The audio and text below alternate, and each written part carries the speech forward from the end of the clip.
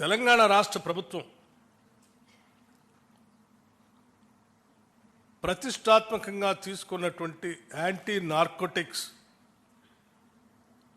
అంటే drug free రాష్ట్రంగా ఈ రాష్ట్రాన్ని తీర్చిదిద్దటం కోసం ఒక ప్రత్యేకమైనటువంటి డ్రైవ్ని తీసుకుంది.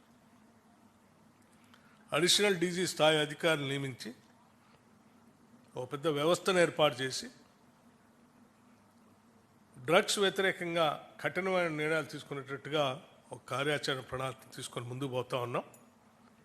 దాంతోపాటు సైబర్ క్రైమ్స్ సంబంధించి కూడా సామాన్య ప్రజలు చాలా ఇబ్బంది పడుతూ ఉన్నారు.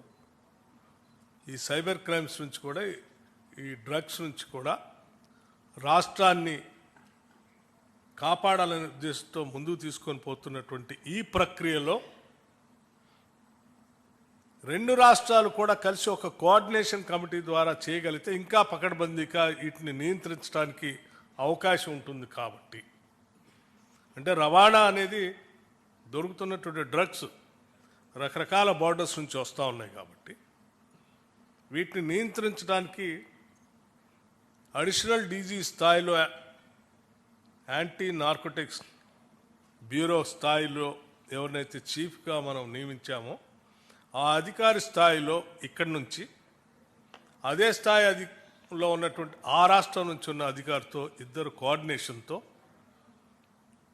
ఈ అంశాలపైన పెద్ద ఎత్తున యుద్ధం చేసి ఈ ప్రమాదం నుంచి మహమ్మారి నుంచి రెండు రాష్ట్రాలని కాపాడుకోవటం కోసం ముందుకు పోవాలని ఒక విధానపరమైన నిర్ణయం కూడా చేయటం జరిగింది.